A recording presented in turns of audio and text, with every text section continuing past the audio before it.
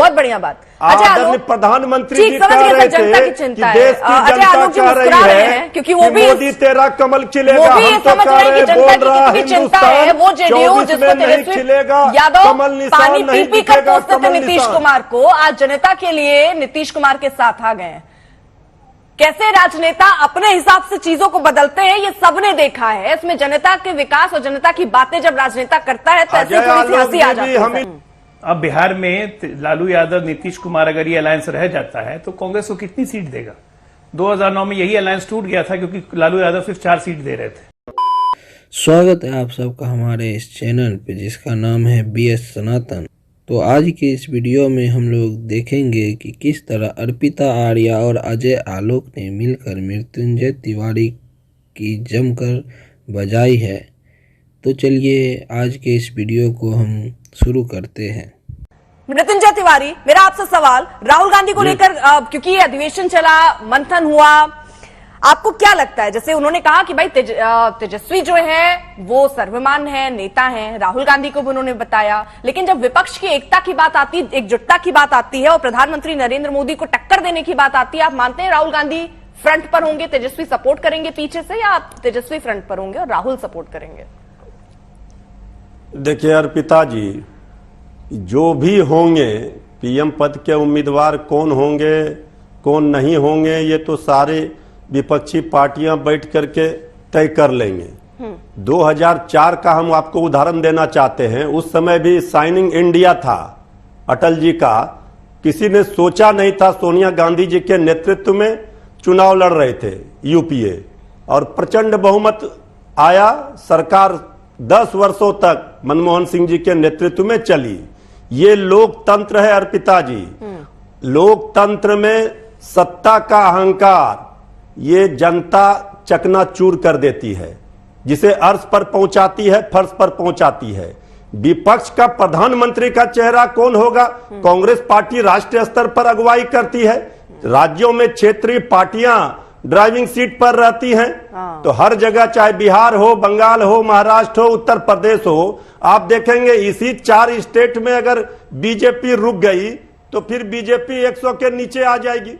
विपक्षी एकजुटता के सबसे बड़े आर्किटेक्ट आदरणीय लालू प्रसाद जी रहे। आपने कह दिया ना कि क्षेत्र की कमान तेजस्वी संभालेंगे, राहुल जो है वो प्रधानमंत्री के उम्मीदवार है, आपको स्वीकार होंगे, आपकी पार्टी को स्वीकार होंगे। राहुल गांधी जी कांग्रेस पार्टी के प्रधानमंत्री पद के उम्मीदवार हैं। हाँ। लेकिन जब सभी विपक्षी पार्टियों की बात आएगी तो सब लोग बैठेंगे तो तय होगा। आदरणीय नीतीश कुमार जी के पास सबसे ज्यादा अनुभव है, वो किसी से बेहतर प्रधानमंत्री हो सकते हैं। उनमें जो काबिलियत है, जो योग्यता है, तो प्रधानमंत्री पद को लेकर, मुख्यमंत्री को लेकर के किचकिच नहीं है, सत्ता की लालच नहीं है, जनता की चिंता है, देश को और लोकतंत्र संविधान को बचाने की लड़ाई है। जनता की चिंता है सर, ठीक है, बहुत बढ़िया बात। आदरणीय प्रधानमंत्री जी कह रहे थे कि देश की जनता कह रही है क्योंकि वो भी मोदी तेरा कमल खिलेगा, हम तो कह रहे हैं बोल रहा हिंदुस्तान 24 में नहीं खिलेगा, कमल निशान नहीं दिखेगा, कमल नीतीश कुमार को आज जनता के लिए नीतीश कुमार के साथ आ गए हैं। कैसे राजनेता अपने हिसाब से चीजों को बदलते हैं ये सबने देखा है। इसमें जनता के विकास और जनता की बातें जब राजनेता करता है तो ऐसी थोड़ी सी हंसी आ जाती है। अजय आलोक, ठीक है सर, ठीक है, आपने अपनी बात रख दी। अजय आलोक, क्योंकि चर्चा अब यही है आगे कौन है। अधिवेशन की समाप्ति हुई, आखिरी दिन था, प्रियंका गांधी ने कहा कि सबको इकट्ठा आना चाहिए, सबको साथ आना चाहिए। आपको लगता है ऐसा हो पाएगा? राहुल गांधी को सब स्वीकार कर पाएंगे? एक नेता के तौर पर सब साथ आ सकते हैं? कुछ बड़ा एक मोर्चा बन सकता है? कई बार बातें चलती, लेकिन इस स्थिति को देखते हुए क्या लगता है आपको? देखिए अर्पिता जी, मैं बहुत बार पहले भी कह चुका हूं कि ये चुनाव पूर्व गठबंधन या चुनाव पूर्व सर्वमान्य नेता कोई नहीं बनने वाला है, ये संभव ही नहीं है। स्मॉल स्केल अलायंसेस होंगे स्टेट में, उसमें भी अभी दिक्कत हो रही है। अब बिहार में लालू यादव नीतीश कुमार अगर ये अलायंस रह जाता है तो कांग्रेस को कितनी सीट देगा? 2009 में यही अलायंस टूट गया था क्योंकि लालू यादव सिर्फ 4 सीट दे रहे थे, कांग्रेस नहीं मानी।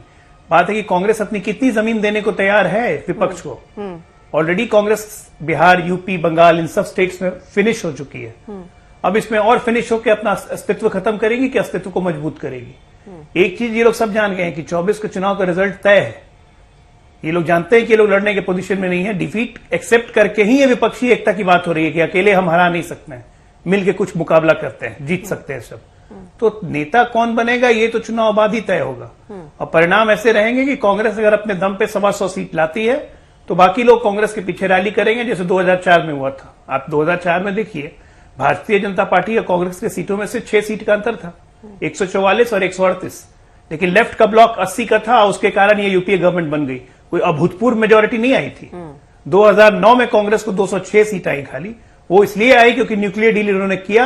एक युवा तबका पहली बार आकर्षित हुआ था, अर्बन वोट बैंक आकर्षित हुआ था, जो कि धीरे धीरे खत्म हो गया। प्री स्कैम अवतार में थे मनमोहन सिंह जी, आकर्षण हुआ, 2009 में परिणाम मिले। आज सबसे बड़ी बात है कि जब देश के सामने आप जाते हैं तो अभी जैसे सुरेंद्र जी बोल रहे थे कि ये संसदीय प्रणाली है, व्यक्तिवाद नहीं होगा। अरे व्यक्तिवाद तो पार्टी में भरी हुई भाई आपके। आप प्रधानमंत्री के नाम पे बोलते हैं व्यक्तिवाद नहीं होगा, चलिए ठीक है। लेकिन रायपुर में क्या हुआ? 600 किलो गुलाब का फूल बना दिया गया। ये व्यक्तिवाद नहीं था तो क्या था? राहुल गांधी सांसद होके प्रधानमंत्री का ऑर्डिनेंस फाड़ देते हैं, ये व्यक्तिवाद नहीं है तो क्या है? प्रधानमंत्री मोदी में अगर आज व्यक्तिवाद दिखता है, इसलिए दिखता है तो वो पूरे देश में चाहता है कि वो प्रधानमंत्री बने, इसलिए उनकी पार्टी के उम्मीदवार को नरेंद्र मोदी समझ के ही वोट देता है। और प्रधानमंत्री अक्सर चुनाव के 2 दिन पहले ये अपील भी करते हैं कि आपका एक एक वोट मुझे मिल रहा है। तो ये अलग अलग तरीका है चुनाव लड़ने की। देश के सामने अचीवमेंट्स क्या क्या है। आज हम 5वीं इकोनॉमी कैसे बन गए?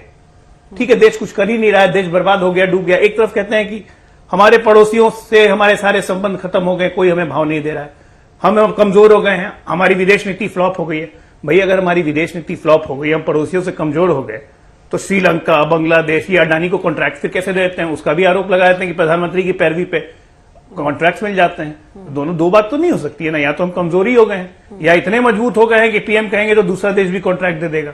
तो कॉन्ट्रडिक्शंस इनकी बातों में है। अब आप देखिए, डिप्लोमेसी आज की तारीख में विदेश नीति मैं कहूंगा अभी तक की बेस्ट नीति। हम एक साथ यूएस को और रशिया को साध रहे हैं। कल भी वोटिंग हुई, भारत और चीन ने वोट नहीं दिया रशिया के खिलाफ, जबकि हमारे अमेरिका से हमारे इतने अच्छे संबंध हैं। तेल हम कम दाम में ला रहे हैं, अपनी इकोनॉमी को संभाल रहे हैं। आज पूरी वैश्विक महामारी है, किसी भी डेवलप कंट्री में आज की तारीख में अनएम्प्लॉयमेंट रेट मोर देन 15% है, हम सिंगल डिजिट में है। ये सब क्या दिखाता है कि हमें लड़ने की क्षमता है, देश विकसित हो रहा है। तो ये सब बातें जब आप पब्लिक डोमेन में जाएंगे बोलने, और ये सब बातें जब आप बोलेंगे तो देश का एक वर्ग सुनेगा।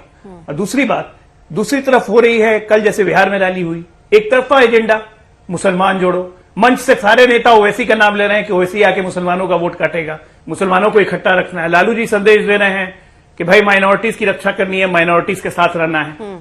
तो आपका नैरेटिव क्या है? चुनाव आप जाते हैं नैरेटिव से लड़ने, यहाँ बात हो रही है सबका साथ सबका प्रयास। राहुल गांधी फिर से यात्रा करेंगे, अच्छा निकले। कांग्रेस पार्टी के अंदर क्योंकि एजेंडा, क्योंकि अडानी और मोदी एक कहते हैं, वो कई बार वो जब टीवी डिबेट्स में होते हैं कई बार बेरोजगारी, महंगाई, ये सारे मुद्दे उठाते हैं।